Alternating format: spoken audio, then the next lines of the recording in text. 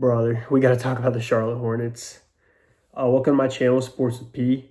I've been meaning to start a YouTube channel or a sports podcast just revolving around sports for a while now. I'm a huge sports fan. I've always been a huge sports fan. I've just been waiting for the right moment. And after what I saw my Charlotte Hornets do tonight with the trade, man, I had to just get started. I had to share my thoughts. And, I don't really, if I'm being honest, I don't really know what I'm doing here, but I'll figure it out along the way. And yeah, man, thanks for watching. So, as you guys probably know, pretty big trade news tonight after the trade deadline. Shams tweeted out about 2 hours ago now that the Mark Williams Dalton Knecht trade has been rescinded. And the first thing I thought when I saw that notification on my phone, I was like, wow. And then I was like, of course, bruh, of course. Like, this is the most Charlotte Hornets thing ever. So I'm going to give my thoughts for what I think the situation looks like for both sides now. And then we got to talk about the Hornets, like I said, bro. Like, this is getting ridiculous. I don't know what eternal curse has been bestowed on that franchise for this long, but brother, we got to figure that out. All right, so first I'm going to start with what I think about on the Lakers side of things. So obviously, as we all know, they make that huge trade for Luka, franchise all-turn trade. What the hell was Dallas doing there? And that you give up AD, we give up a top 5 center in the league, top 5 big man in the league when healthy, even though he's getting older, and it leaves you pretty weak at the 5, and you lose some significant size there. And at the deadline, the Lakers put all their chips on the table. Mark Williams was their guy. He's only 23 years old or 24 years old, I think 24, and drafted 3 years ago. This was the center you were going to get for your future, not just for a plug and play for a season. Like, they knew the injury history, but man, when he's healthy, he's baller. He's a baller. And, the Hornets took him over Jalen Duren. And going into the draft, I really wanted Mark Williams, one of my buddies. He hyped him up a lot in the offseason. And, I was cool with it. And I know a lot of people criticize the Hornets for taking him over Duren, and looking back on it, yeah, that was probably the wrong pick since because of Mark Williams' injury history, and Duren looks pretty solid. But he showed flashes, and we invested a first-round pick in him, a lottery pick, of course, and we really thought he was our guy. He was going to be our franchise center. And then through all the injuries, we stuck by him, kept our patience. He finally comes back, and he was looking decent. And then LaMelo went out with an injury, and then, man, you could see the lack of effort. When the Hornets media guys are calling you out at like the halftime show and all that, man, like really questioning and challenging your effort on a nightly basis, something's missing there. But I didn't think we were going to trade him, and then we traded him. And honestly, I really like to trade for the Hornets because, like I said, with all the injury history, you were giving up a guy who hasn't been there. And you get Dalton Knecht, who me and a lot of Hornets fans wanted in the draft at 6 this year. And we all know how that went. We didn't take him. We'll get into that later. And you get Dalton Knecht, you get Cam Reddish, who honestly, if anything, this is a big L for him because he wasn't really getting those minutes in LA, and he was going to get those minutes in Charlotte off the bench. We could have used his defense, and considering all the injuries we have right now and the lack of talent, he was going to get some minutes. So he's going back. So we were going to get him, Knecht, and then we got a 2031 first-round pick, which was huge, man, because we're adding to that arsenal of picks. We're kind of taking that Thunder approach of just stocking up picks and seeing what we can do. And we pick swapped 2030, which was fair considering we added a first. And yeah, I mean, I could speak for mostly all of Hornets Nation. Like, we were excited for what we were getting, seeing Dalton Knecht. We're a team that shoots a lot of threes under Coach Lee, and Knecht's three-point shot is filthy. It was at Tennessee as well. And he's still getting comfortable in the league, and he was just going to continue to get better. And I mean, it's just a lot of what ifs now. We're not going to see him probably ever again, or have the chance to ever see him again in a Hornets jersey. Okay, so now, for the Lakers. So Yeah, they're in a sticky position. That's the best way to put it. They're gonna have to just ride with what they got at the 5 now, unless they sign someone off, sign someone for the rest of the year, like a vet or something. But I don't see them doing that. They're definitely not happy about this. They're just gonna have to ride that Luca LeBron magic with Reeves and the other guys, and just see what happens. And then for the Hornets, man, you're getting back a guy who, like I said earlier, showing a lack of effort, has injury history, and man, this was another concerning thing about tonight. So an hour ago, Shams tweeted, Mark Williams' physical with the Lakers showed multiple issues. The physical was not failed due to his back, however. So he failed a physical due to multiple injury concerns, not related to the biggest injury concern he had going into the trade.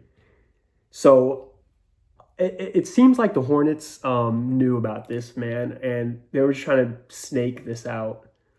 And that's not good looks for Jeff Peterson.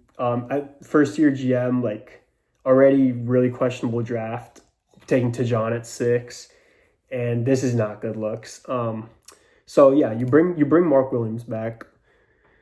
The locker room tension is going to be there. He knows. We all know we tried to trade him, and now he's back. And yeah, there's been question marks all around there. So we'll see how that goes. That'll be interesting.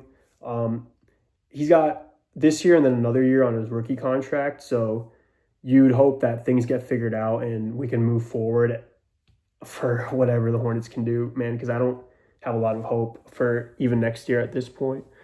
But yeah, you're stuck holding a brittle player. And then to make matters worse, another trade we had done after this trade was another trade I really liked at the time, considering we had given up Mark Williams already. We traded Cody Martin and Micic and a second-round pick to Phoenix for Nurkic and a first-round pick. So again, this was another move adding to that arsenal of picks, thinking about the future. And Nurkic is a shell of what he was more than a couple years ago. But we got a backup center behind Diabate, and we'll get into Diabate in a second here. But Nurkic is owed about between 16 and 18 million the rest of this year and next year. So now this leaves us in a super, super, super sticky situation because you got Mark Williams back, who you're going to be paying.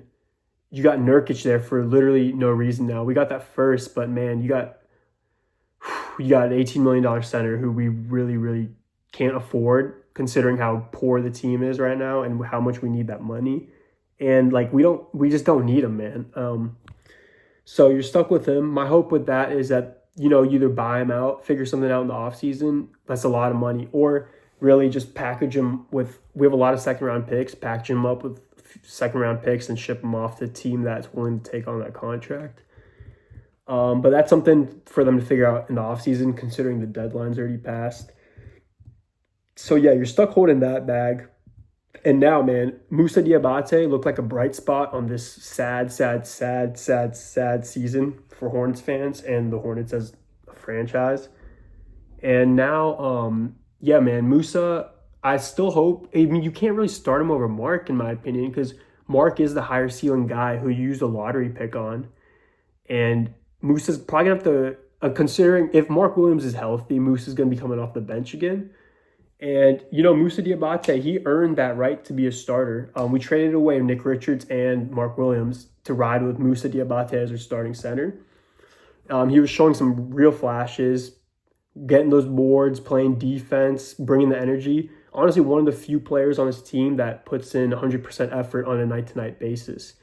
And, I feel for him. He's still going to get some minutes, obviously, but this was his starting position to lose once we traded Mark Williams away. And I was really excited to see how that was going to go, man. He's another young center who, could have had, still has a future with the Hornets, but I feel like his potential has been capped a little with Mark. But, we'll see what happens there. I don't want to jump to conclusions. And then, yeah, I kind of touched on this, but, man, Jeff Peterson, Hornets GM, this is not a good look, man, especially if you knew about these injuries and try to snake the Lakers.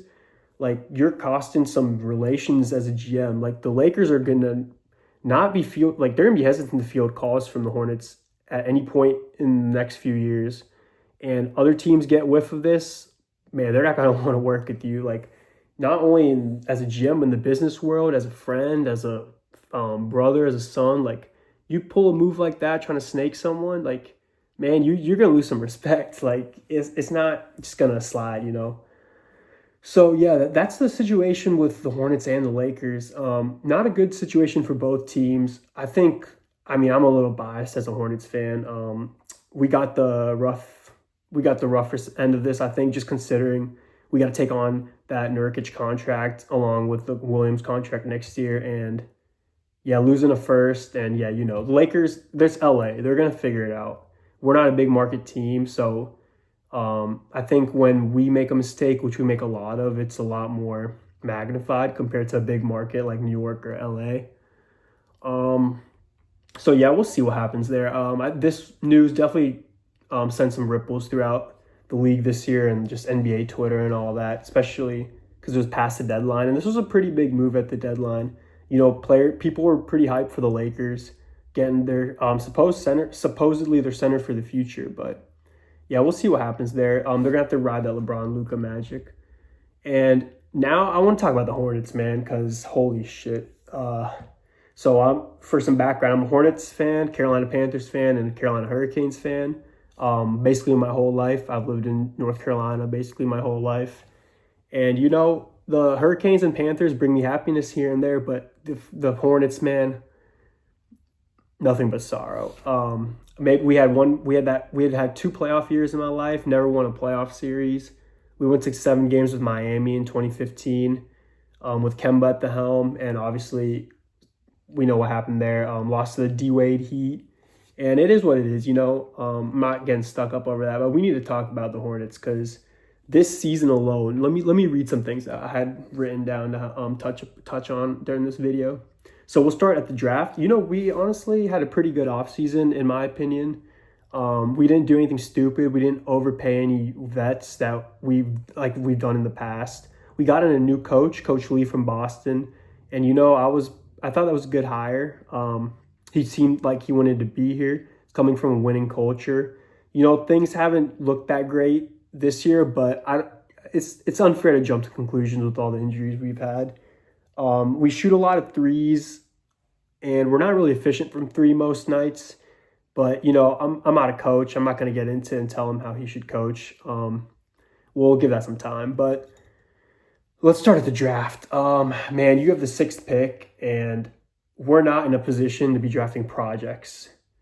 Like plain and simple, we're not a team known to develop its talent, and we needed a Dalton Knecht, or even looking back at it, Jared McCain. But brother, you take Tajon Salon, young French kid who has that attractive athleticism, being like 6'10", 6'11". He can shoot threes, or he was supposed to make most of his threes. We drafted him for that Giannis upside, but that was not the right pick at 6. You know, I don't want to. Like I said, I don't want to jump to conclusions and write him off. I hope he develops because we really need that size on this team, especially at the 4. Or we're really weak at the 4. And yeah, man, it's just not looking good. We sent him down to the G League. He looked decent last night against the Spurs in a game we finally won. But you know, the consistency isn't there, and the flashes aren't there for a player you take at 6. But like I said, I think he's 19 years old. He's got some time to develop. But all right, that was the first, I think, hiccup of this offseason, or this season in general. Then we got to get into the we're cursed with the injury bug, man. So we got Grant Williams went out for the year in the beginning of the year. Then Trey Mann had an undisclosed injury that turned into a back injury that now is just like out for the year on a contract year, which, man, I was hyped to see Trey Mann as our 6th man. He showed a lot of potential at the end of last year, and, you know, he's a baller. He's got that aura. You wanted to see him out on the court. And then this one was brutal, man. Brandon Miller, basically a season-ending injury, 3 to 4 months. He could be back, I think, at the end of the year, but I don't think we'll be out of playoff contention, and we're not going to want to rush him onto the court. And, yeah, you know, that's brutal. Brandon Miller had a fabulous rookie year, obviously going to be overshadowed by Wembanyama, generational talent there. But, you know, I was really excited to see Brandon Miller continue to develop, and him and LaMelo. LaMelo's been healthy this year, so it'd have been nice to see him and LaMelo get a full year together, continue to build that chemistry, see what they can do together. But yeah, so the injury history, and then you get the news that Terry Rozier was selling games, man, and that was another like such a Charlotte Hornet thing. Um, so you got that, and then now this botch trade, and this trade, I couldn't help but start getting flashbacks of all the things that have happened to the Hornets in the past decade or so. Man, we just gotta look at some of these. So the first thing this actually reminded me of was in 2022. We had fired James Borrego. Yeah, he was a young coach. He did a decent job of developing players. Locker room seemed to like him, but you could tell like we made the play-in tournament 2 times under him, and you could tell that we weren't really going anywhere with him. We were better than we've been without him the last few years, and we were pretty enjoyable to watch with some talent, but I wouldn't say our rosters were very talented at that time. And we fired him, and then we hired Kenny Atkinson, which I thought was a great hire coming from Golden State. And then, of course, another most Charlotte Hornets type of situation. He backs out of the job, and that was a shocker because that left us just scrambling to get a coach. We were going into the draft process without a coach, and that's not a good situation all around. And then, of course, we hired Steve Clifford, and we fired Steve Clifford to hire James Borrego, and then we basically fired James Borrego to rehire Steve Clifford. And Hornets fans were trying to spin it like, oh, Steve Clifford's getting a second chance in Charlotte. He wasn't a horrible coach. We made the playoffs under him, like whatever. But man, that was a fucking horrible way to like you're expecting Kenny Atkinson, a younger coach who's supposed to come change the culture of the franchise, and you bring Steve Clifford back. We didn't do shit with Steve Clifford, obviously. And then all the injuries we've racked up over the past years, LaMelo, season-ending injuries. Man, everyone comes here. We traded for Josh Okogie earlier in the year. Of course, he's out for like a month now. People just come here and get hurt, man. It just seems like the common denominator with players here. And then all the arrests in the last few years, like Miles Bridges' situation, he's bounced back from that. But we had James Bouknight, who had 3 DUIs here, and talk about a bust of a pick. And I was a James Bouknight believer. One of my buddies wanted us to take, oh man, what's his name? It's blanking me right now. Oh, Şengün on the Rockets. And I didn't believe him at the time. I was pretty high on Bouknight, but God, we fumbled on that pick. The Kai Jones circus, that was another like Giannis type of upside we were shooting for. That didn't work out. And then you got LaMelo driving over kids' feet on videos, him smoking blunts, driving go-karts on his penthouse roof. And, man, he balls out. So I'm not going to hate on LaMelo like that. I'm a big LaMelo fan. I think we're literally a sub-6 win team without him. So, and then, man, you go back to, like, even 2010, 2011 Bobcats, already such an ugly-ass team, man. You have the lowest amount of wins in NBA history, and then you get stuck with a second pick where you're taking Michael Kidd-Gilchrist.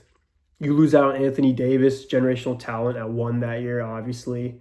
Then that third goes Bradley Beal. I would have taken Drummond, who went later in the first, but you get stuck with a bust of MKG at 2. And then that's one of the countless bozos we've drafted over the past decade or so. Like, man, Noah Vonleh didn't do anything for us. PJ Harrison didn't do anything for us. You had the 2015 draft where we took Frank Kaminsky at 9. And the worst thing about that was that the Celtics it's rumored that the Celtics offered us 4 first-round picks for that pick to take Justice Winslow. And you get stuck with Frank the Tank, man. Frank the Tank did jack shit for us. And then... all right, you got there's a lot of busts, man. A lot of just ill-minded decisions by the front office. And, we're a fan base that's very loyal and very hungry to see a good team. And this franchise just does us dirty and takes advantage of us year after year, like putting out a garbage-ass product. And I came into this season with some optimism, but it's turning to pessimism pretty fast. And with news like this tonight, man, it's like the culture isn't changing around here. You got the same shit every year. Like, come on, man. Like, you guys got to figure it out. You know, I think we're the worst franchise in the history of the NBA. You had some success out there in the '90s, but man, I wasn't born in the '90s, and like we lost a lot of that history once they moved to New Orleans. So, but if we just count the Bobcats slash Hornets once they came back to Charlotte under Jordan, like you got nothing, man. You got Kemba Walker, who we all respect. Like he had the keys to the city at one point, but like you guys got to do better. But yeah, that's crazy. I'm curious to see your guys' thoughts on the trade today, or the rescinded trade. And what do you guys think that leaves the Hornets, or where do you guys think that leaves the Hornets and Lakers? And do you think the Hornets got the worst end of it, or the Lakers? And yeah, like I said, this is my first video on the channel. I'm excited. Hopefully the quality of these videos get better. I learned some things. I can make them make them a little more interactive, maybe like add some analytics and stuff. But yeah, thanks for tuning in, and I'll probably be back on here after the Super Bowl, give my thoughts on that. I'll hop into hockey, big hockey fan. Some UFC, football, and basketball. Those are gonna be the main four. We'll do a little bit of soccer. We'll obviously talk fantasy football, draft, and yeah, man, I'm excited and appreciate it. I'll catch y'all later.